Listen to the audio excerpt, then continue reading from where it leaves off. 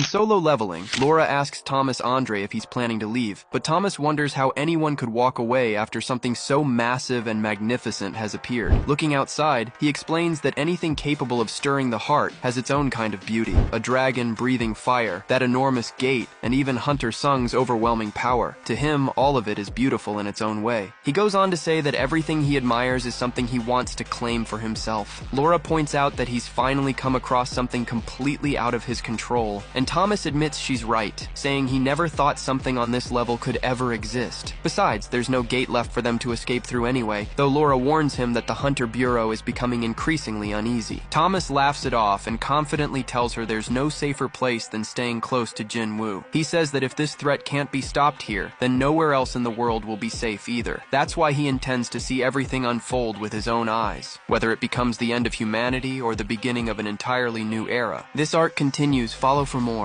In Solo Leveling, as people rush to flee the impending disaster, the streets of Seoul become overwhelmed with traffic. Gina asks her mother if they should evacuate, but her mother responds that it might be wiser to think about where they want to meet their end, pointing out that no official evacuation notice has been issued. Gina argues that she's about to begin college, is finally old enough to enjoy her freedom, and plans to live independently. Her future is only just starting. Her mother agrees and comforts her by saying that Jinwu will keep them safe. At the same time, Jin sits on a rooftop, disturbed by the fact that he still can't detect their presence and wonders where they could possibly be. He understands that the gate must be stopped, but questions whether he can accomplish that without innocent people being caught in the crossfire. Thinking about everything he could lose, he pulls out his phone and wonders who he should spend his final moments with, staring at the photos of the people closest to him. Inside a dojo, Song Chi-yul tells Cha Hai-in that there's an unusual hesitation in her swordsmanship, believing it stems from a fear she hasn't fully confronted. She remains distracted by the constant buzzing of her phone. Mr. Song continues, explaining that fear is natural and admitting that he probably would have lost an arm himself if he had faced the same monsters. Noticing that Cha is more focused on her phone, the master realizes he's been talking to himself and apologizes as she steps away to answer. Once the conversation ends, she returns to Mr. Song with a faint blush and explains that something urgent has come up and she needs to leave immediately.